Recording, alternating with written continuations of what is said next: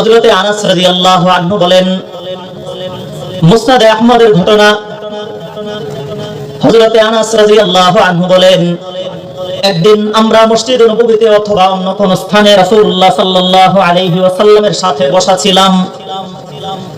রাসূল ঘোষণা করলেন, একটু পরে দেখবা তোমাদের মধ্যে একজন জান্নাতি ব্যক্তি আগমন করতেছে। সাহাবায়ে কেরাম মাথা উঁচু করে লক্ষ্য রাখতেছিলেন জান্নাতি ব্যক্তিটিকে। আনাস বলেন, আমরা অপেক্ষমান ছিলাম জান্নাতি ব্যক্তি কে আসে।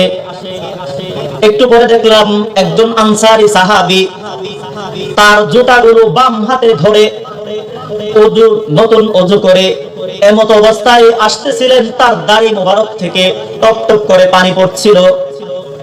রাসূলুল্লাহ সাল্লাল্লাহু আলাইহি ওয়াসাল্লাম তার দিকে ইঙ্গিত করে বলেছিলেন সে জান্নাতি ব্যক্তি। দ্বিতীয় দিন আবার একই অবস্থা হলো, আমরা রাসূলের সাথে বসা ছিলাম। রাসূল বললেন, একটু পরেই তোমাদের কাছে একজন জান্নাতি লোক আসবে। দ্বিতীয় দিন আমরা ওই আনসারী সাহাবীকে দেখলাম, তিনি আসতেছেন। তৃতীয় দিন আবার বসা ছিলাম, রাসূল সাল্লাল্লাহু আলাইহি ওয়াসাল্লাম আগের কথাটাই বলছেন, তোমাদের কাছে একজন জান্নাতি লোক আসবে।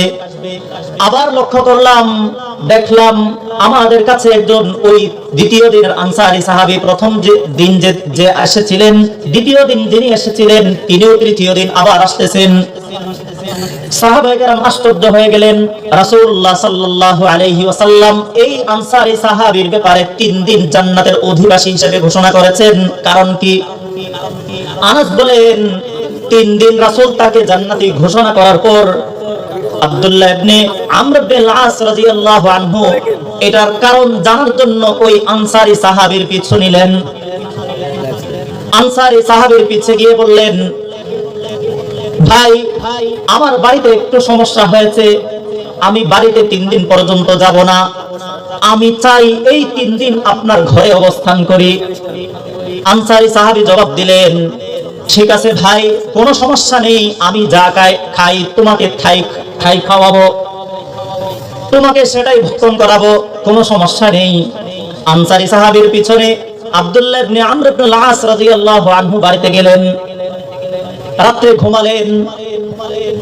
আব্দুল্লাহ ইবনে আমর ইবনে আস দেখলেন ওই সাহাবীকে আল্লাহ রাসূল সাল্লাল্লাহু আলাইহি ওয়াসাল্লাম 3 দিন জান্নাতি হিসেবে ঘোষণা করেছেন, কিন্তু তেমন কোনো আমল দেখছিলেন না।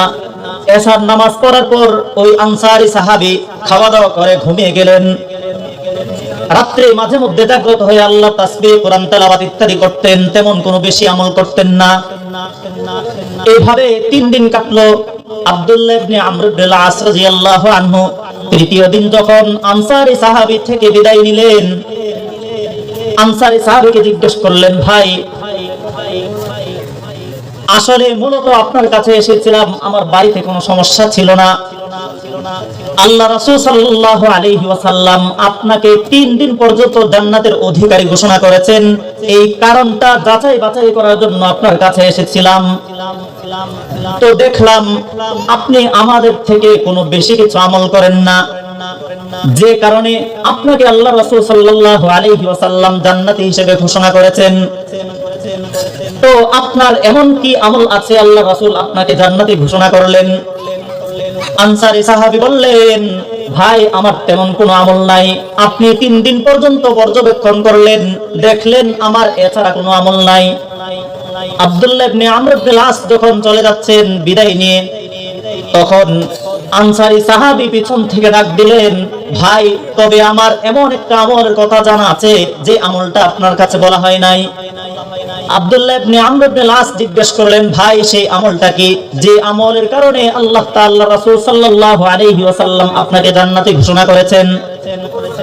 আনসারী সাহাবী জবাব দিলেন, ভাই আমার এমন একটা আমল রয়েছে যে আমলটা আমি সদা সর্বদা করে থাকি, সেটা হলো আমি কোনো মানুষের প্রতি, কোনো মুসলিমের প্রতি কখনো আমি আমার অন্তরে হিংসা বিদ্বেষ রাখি না, এবং আমি সমস্ত মুসলমানের প্রতি সব সময় কল্যাণকামী থাকি, কোনো সময় আমি কোনো মুসলমানের অকল্যাণকামী হই নাই। আমি কোনো সময় আমি কোনো বান্দার, কোনো ব্যক্তির, কোনো মুসলিম, কোনো কাফের, কোনো ব্যক্তির অকল্যাণকামী হয়নি, কারো প্রতি আমার অন্তরে হিংসা বিদ্বেষ জায়গা দেয়নি। এই আমলটা আমার আছে।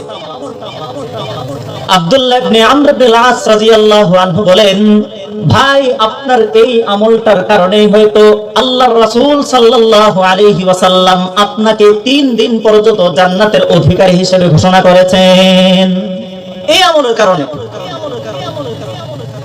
আপনার আমার অন্তরটাকে পরিষ্কার পরিশুদ্ধ করতে হবে, অন্যের প্রতি খাহের খাহি হতে হবে, কল্যাণকামী হতে হবে।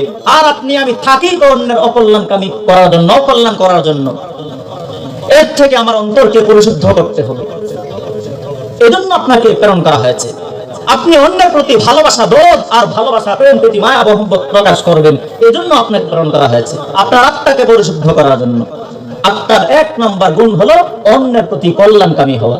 কবি সেটাই বলেছেন, দর্দ দিল কি ওয়াস্তে পয়দা কিয়া ইনসান কো, করনা তাআত কে লিয়ে কুছ কম না থা কর দিয়া।